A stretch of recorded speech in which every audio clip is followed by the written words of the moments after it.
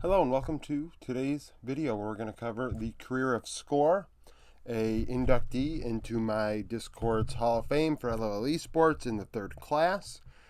Score definitely is one of those players if you've watched traditional sports, you'll know what I'm talking about. He's one of those players that was really freaking good and didn't go to the playoffs much, essentially. Didn't get onto the big stage a lot. And Score, unfortunately, despite having an 8-year career, only went to Worlds twice. And it is why KT Rolster has the reputation they do, and that's why they had this reputation this past year, if you're watching this in 2023, where they, everyone's waiting for them to choke, because that's what KT does. And Score played with KT from start to finish, well, for a lot of his career. He started with StarTal. But I do give players credit for sticking with an org. But I would argue that Score's career was definitely neutered because of it. So he started in 2012 at 19 years old and would end his career in 2019. Had only 107.26 Hall of Fame points, and it's because he did not have many international performances. He didn't have a lot of success in the results category. Stats-wise, he was excellent. Score is in that conversation as the best jungler of all time. But the results never really came to fruition. His most played champions, Gragas, Elise, and Rek'Sai. He also, by the way, was like one of the best junglers of all time, but his first 3 years of his career, he was an AD carry, and he was not bad either. So his Gragas is second most games played all time, Elise is second most played, and Rek'Sai is sixth most played out of everybody that's played it, based on Leaguepedia and Game of Legends. 31% of the games he played one of these three champions. So if you really took the first 3 years out, that number's probably much higher when it comes to his jungling career, because obviously we aren't playing Elise AD carry. Win rate wise, his strongest champion is actually Ezreal. Sorry, that's a lie. It's Kha'Zix. 79% win rate on Kha'Zix, which is second all time. His Ezreal AD carry, his second strongest win rate at 68%, is third all time. And then his third win rate was Elise, 67%, eighth all time. That is eighth all time out of players that have played the champion 20 times. KDA, though, his Ezreal was the best. 706 KDA, which ranks fourth all time with the champion. Kha'Zix, 595 is third, and Rek'Sai 54 is third. So one could argue his Ezreal and his Kha'Zix are actually the two strongest champions he had in his pool, despite playing a lot of Gragas, Elise, and Rek'Sai. Those other two champions, when he played them, they were elite. And it goes to show you just how good of a player he was, that he has an Ezreal that goes down as one of the best ever right now, out of all players that have played it 20 times. At 19 years old, he would start with StarTal in the LCK. In spring, he'd only play 3 games, a 3.5 KDA, 84.8 KP, and then in summer, play 5 games, 6 KDA, 75 KP. Very low amount of games played. Lost a lot of those games, as is the case when he was champions early on in LOL Esports.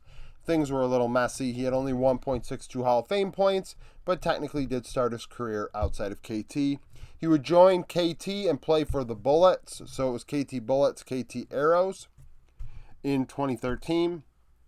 In winter, he'd play 26 games and lead all 80 carries in KDA at 9.84. That includes Prey and many others. Prey, a player that I've already made a video about, right?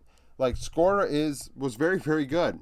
In spring, not as much success. In 14 games, he had a 367 KDA, 689 CS per minute. In summer, they would do well enough to be able to get into the playoffs. In 19 games, he had a 471 KDA, 754 CS per minute. So went up in both, not quite at the level of his winter totals. And then in the playoffs, he did very good as well. I don't think you can really blame him when you look at the numbers when it comes to KT's failures. In 13 games, he had a 686 KDA, 8.23 CS per minute. So he was getting farm. He wasn't dying, but unfortunately, they could not get over the hump and go to Worlds in 2013. And that is just the case of Score's career. So, at 21 years old, he'd return in 2014. And in 17 games, had a 5.53 KDA, a 7.45 CS per minute. In spring, 11 games, he once again had the best KDA amount out of champions. 80 carries at 6.67 and a 7.42 CS per minute. Summer, not as successful. Only played 6 games. 2.53 KDA, 6.99 CS per minute. And then in the playoffs, they absolutely tanked out. He got swept out in 3 games. 1.5 and 7.28 were his stat lines. And that was the end of his 80 carry career. But you see, there were multiple moments where he was elite at the role. Only 4.38 Hall of Fame points. In 2013, he had 12. In 2015 is when he would go to jungle. Like I said, that was the end of 80 carry. Now on to jungle. You can see the meta shift when it comes to score stats. And this is something we didn't see with Bangy or Ambition, really. And when I talked about them, when I did their videos, you could see where they started losing their job. The lack of adaptation.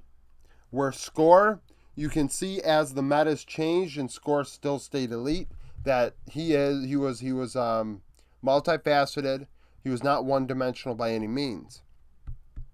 So in preseason 2015, 6 games, 3.4 KDA, 2.9 CS per minute, 66.8 KP. In 2015 spring, his numbers aren't as strong, but that's because he's a jungler now, right? So 3 KDA, 3 CS per minute, 79.1 KP. Back then, it was very facilitator-oriented. 4 out of every 5 kills. He was integral to any success KT had. They would not go to the playoffs, but in summer, he improved. In 44 games, Score would lead the LCK in KDA in the jungle, 5.7. 3.1 CS per minute, 70.5 KP, 211 damage per minute. In the playoffs, he would play in 8 games, and they'd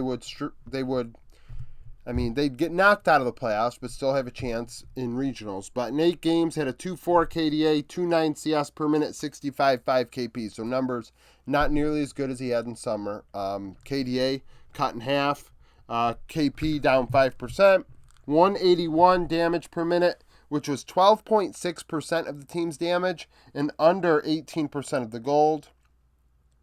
KT would return in regional finals and win to earn a spot at Worlds 2015 for the first time in Score's career and one of only 2 times in its entirety.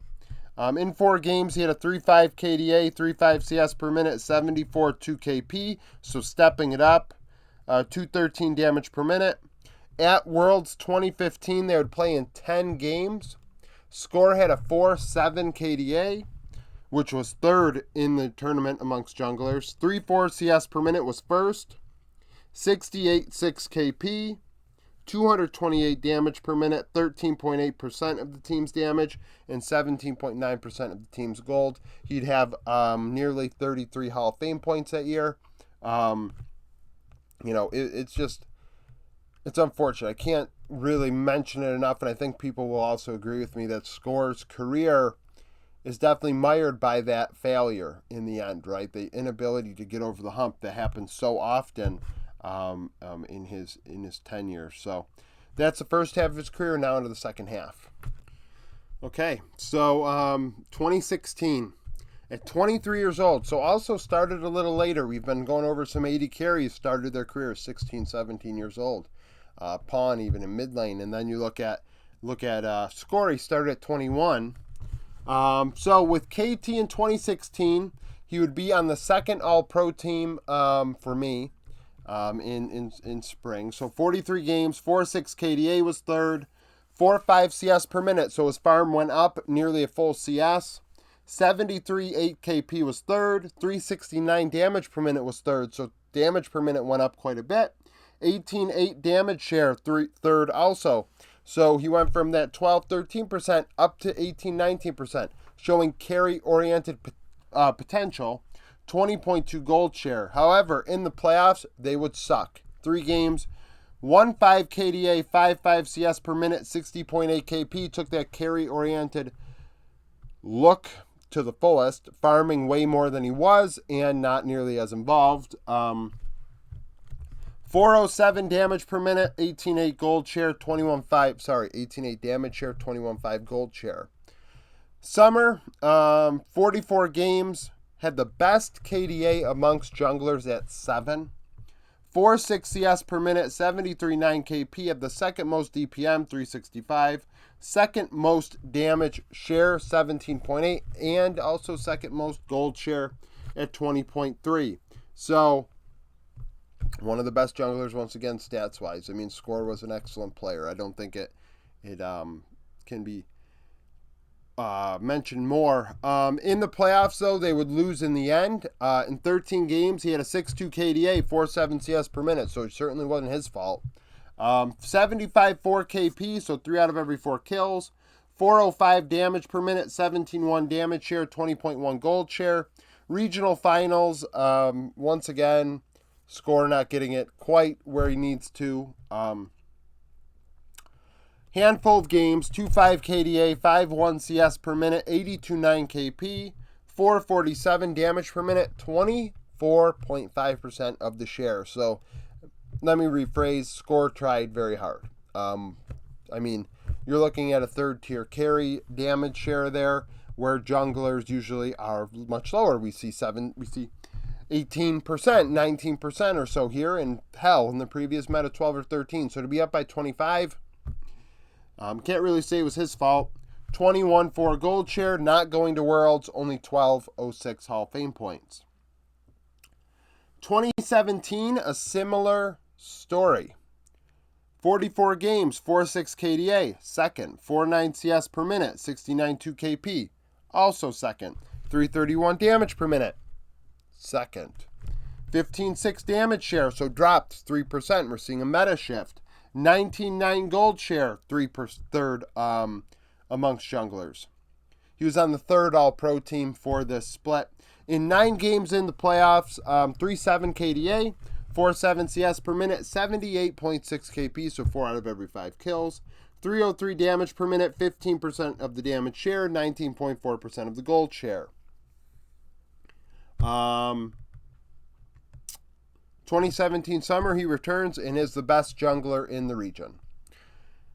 47 games, 7.1 KDA is first, 4.7 CS per minute is third, 72.7 KP, 293 damage per minute was second, 14.8 damage share is second, so dropping more, going from carry-oriented to facilitator-oriented meta, still elite amongst the rest.